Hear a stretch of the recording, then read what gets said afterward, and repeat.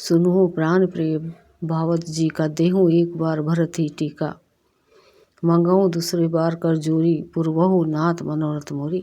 वह बोली, हे प्राण प्यारे, सुनिए मेरे मन को भाने वाला एक वर तो दीजिए, भरत को राज तिलक, और हे नाथ दूसरा वर भी मैं हाथ जोड़कर मांगती हूँ, मेरा मनोरथ पूरा कीजिए। तपस वेश विशेषी उदासी, 14 बरस रामो वनवासी। सुनी मृदु वचन भूप ही सोकू, शशि कर छुअत पिकल जीमी कोकू। तपस्या के वेश में विशेष उदासीन भाव से राज्य और कुटुंब आदि की ओर से भली भांति उदासीन होकर विरक्त मुनियों की भांति राम 14 वर्ष तक वन में निवास करे। कैकेयी के कोमल विनय युक्त वचन सुनकर राजा के हृदय में ऐसा शोक हुआ जैसे चंद्रमा की किरणों के स्पर्श से चकवा विकल हो जाता है। गए हूँ समय नहीं कछु कही आवा, जनु सचन बन झपटेऊ लावा। विवरण भयऊ निपट नर पालू, दामिनी हनेऊ मन हूँ तरु तालू। राजा सहम गए, उनसे कुछ कहते ना बना। मानो बाज वन में बटेर पर झपटा हो। राजा का रंग बिल्कुल उड़ गया, मानो ताड़ के पेड़ को बिजली ने मारा हो। जैसे ताड़ के पेड़ पर बिजली गिरने से वह झुलस कर बदरंग हो जाता है, वही हाल राजा का हुआ। माथे हाथ मुंदी दो लोचन, तनु धरी सोचु लाग जनु सोचन। मोर मनोरथु सुरतरु पुला, फरत करिनी जीमी हतेउ समूला। माथे पर हाथ रखकर दोनों नेत्र बंद करके राजा ऐसे सोच करने लगे मानो साक्षात सोच ही शरीर धारण कर सोच कर रहा हो। वे सोचते ही हाय मेरा मनोरथ रूपी कल्प वृक्ष फूल चुका था, परंतु फलते समय कैकेयी ने हथिनी की तरह उसे जड़ समेत उखाड़ कर नष्ट कर डाला। अवध उजारी किन्नी कैकेयी, दिन नहीं सी अचल विपत्ति के नाई। कैकेयी ने अयोध्या को उजाड़ कर दिया और विपत्ति के अचल सुदृढ़ नींव डाल दी। दोहा। कौन अवसर का भयो गयो, नारी विश्वास जोग सिद्धि फल समय जीमी जाति ही अविद्या नाश। किस अवसर पर क्या होगा, स्त्री का विश्वास करके मैं वैसे ही मारा गया जैसे योग की सिद्धि रूपी फल मिलने के समय योगी को अविद्या नष्ट कर देती है। यही विधि राहो मन ही मन झांका, देखी कुभा ते कुमते मन माखा। भरतु के राउर पूत न हो ही, अनहु मोल विषयी की मोही। इस प्रकार राजा मन ही मन झीक रहे हैं। राजा का ऐसा बुरा हाल देखकर दुर्बुद्धि की कैकेयी मन में बुरी तरह से क्रोधित हुई और बोली, क्या भरत आपके पुत्र नहीं है? क्या मुझे आप दास देकर खरीद लाए हैं? क्या मैं आपकी अभिविता पत्नी नहीं हूँ?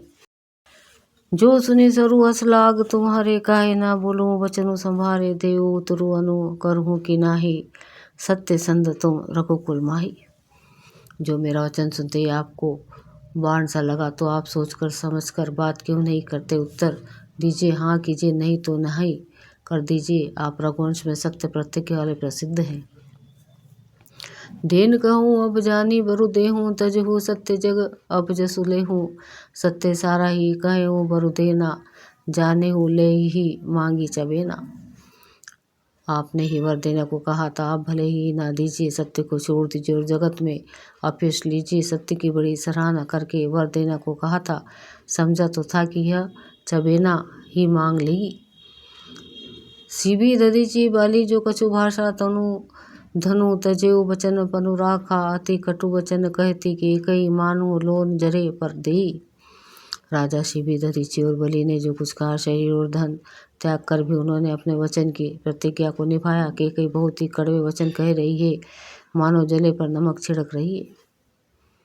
दुआ। धर्म धुरंधर धीर धरी नयन उघारे, राय सिरु धुनि लिन्नी उसास असी मारे सी मोहि कुठाए। धर्म की धुरी को धारण करने वाले राजा दशरथ ने धीरज धरकर नेत्र खोले और सिर धुनकर तथा लंबी सांसें लेकर इस प्रकार कहा कि इससे मुझे बड़े कठोर मारा, ऐसी कठिन परिस्थिति उत्पन्न कर दी जिससे बच निकलना कठिन हो गया। आगे दिखी जरत रिस भारी, मन हो रोष तरवारी उघारी। मुठी को बुद्धि धार निठुराई, धरी कुबरी सन बनाई। प्रचंड क्रोध से जलती हुई कैकेयी सामने इस प्रकार दिखाई पड़ी, मानो क्रोध रूपी तलवार नंगी म्यान से बाहर खड़ी हो। कुबुद्धि उस तलवार की मूठे निठुर धारे और वह कुबरी मंथरा रूपी सन पर धरकर तेज की हुई है। लखी महीप कराल कठोरा सत्य की जीवनु ले ही मोहरा बोले राव कठिन करी छाती बानी सविनय तासु सुहाती। राजा ने देखा कि यह तलवार बड़ी ही भयानक और कठोर है। सोचा क्या सत्य ही यह मेरा जीवन लेगी। राजा अपनी छाती कड़ी करके बहुत ही नम्रता के साथ उसके कई को प्रिय लगने वाली वाणी बोले। प्रिय वचन कस कहसी को भांति भीर प्रति प्रति करी हाथी मोरे भरतु राम दुई आँखी सत्य कहूँ करी संकऊ साखी। हे प्रिय, हे भीरु, विश्वास और प्रेम को नष्ट करके ऐसे बुरी तरह के वचन कैसे कह रही हो। मेरे तो भरत और रामचंद्र दो आँखें अर्थात एक से हैं। यह मैं शंकर जी को साक्षी देकर सत्य कहता हूँ। अवश्य दूत में पठई विप्रता ही बेगी सुनत दो भ्राता सुदिन सोधी सबु साचा साजू सजाई देहूँ भरत कहूँ राजू बजाई। मैं अवश्य सवेरे ही दूत भेजूंगा। दोनों भाई भरत शत्रुघ्न सुनते ही तुरंत आ जाएंगे। अच्छा दिन सो मुहूर्त सद्भा कर सब तैयारी करके डंका बजाकर मैं भरत को राज्य दे दूंगा। दो लोभ न राम ये राजू कर बहुत भरत पर प्रीति में बड़े छोट बिचारी जे करत रहे हूँ नृपनीति। राम को राज्य का लोभ नहीं और भरत पर उनका बड़ा ही प्रेम है। मैं ही अपने मन से बड़े छोटे का विचार करके राजनीति का पालन कर रहा था। बड़े को राज तिलक देना जा रहा था। राम शपथ सत कहूँ सुभाऊ राम मातु कछु कहे वो न काऊ मैं सबु खिन्न तो ही बिनु पूछे ते पर मनोरथ पूछूचे। राम की 100 बार सौगंध खाकर मैं स्वभाव से ही कहता हूँ कि राम की माता कौशल्या ने इस विषय में मुझसे कभी कुछ नहीं कहा। अवश्य मैंने तुमसे बिना पूछे यह सब किया, इसी से मेरा मनोरथ खाली गया। ऋष परी हरु अब मंगल साजू कछु दिन गए भरत जुबराजू एक ही बात मोहि दुख लागा बर दूसर असमंजस मांगा। अब क्रोध छोड़ दे और मंगल साज सज। कुछ ही दिनों बाद भरत युवराज हो जाएंगे। एक ही बात का मुझे दुख लगा कि तूने दूसरा वरदान बड़ी अड़चन का मांगा है। अजू रथे जरत तेहि आचा ऋष परिहास कि सोचे हो साचा कहूँ तजी रोसु राम अपराधु सबू को कही रामो सुटि साधु।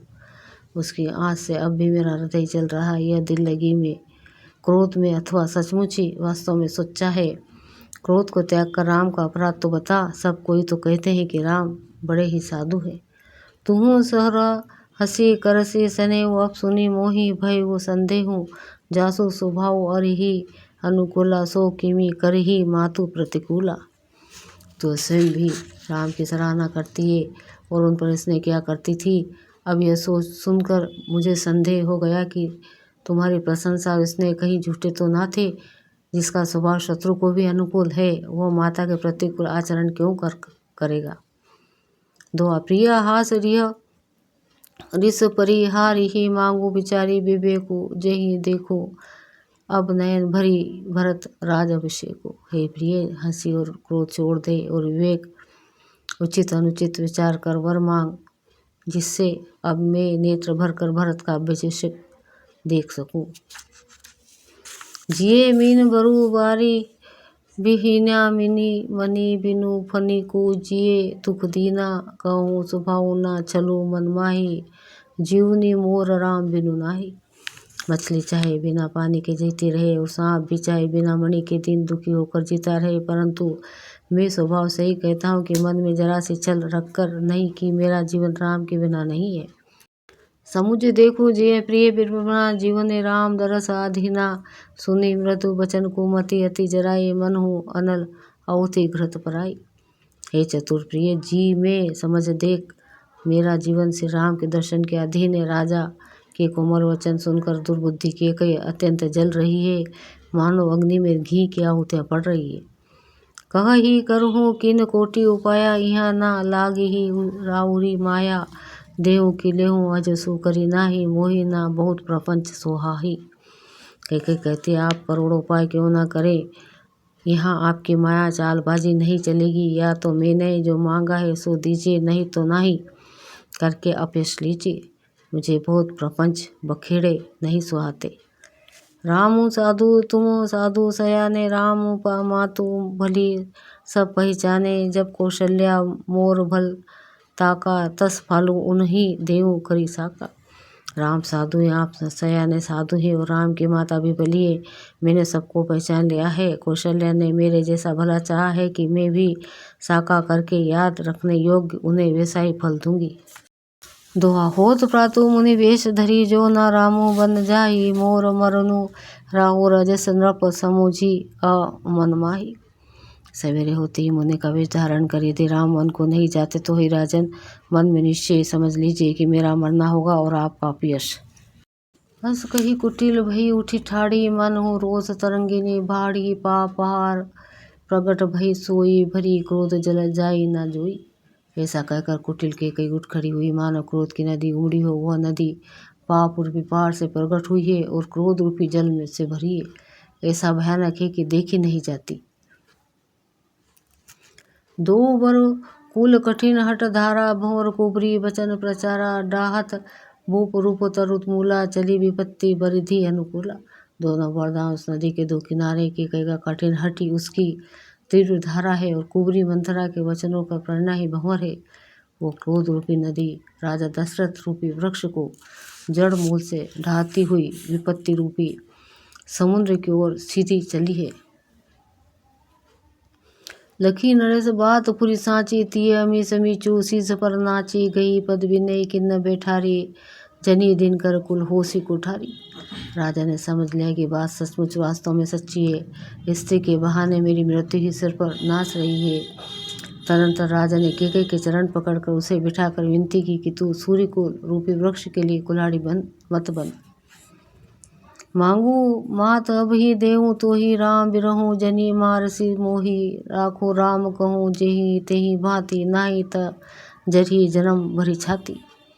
तो मेरा मस्तक मांग ले, मैं तुझे अभी दे दूँ, पर राम के विरह में मुझे मत मार। जिस किसी प्रकार से तू राम को रख ले, नहीं तो जन्म भर तेरी छाती जलेगी। दुआ देखी व्याधि आसद नृपु परे उधरनी धुनि मात कहतर परम आरत बचन राम राम रघुनाथ। राजा ने देखा कि रोग असाध्य है, तब अत्यंत आर्त वाणी से हाँ राम हाँ रघुनाथ कहते सिर पिटक कर पीट कर जमीन पर गिर पड़े।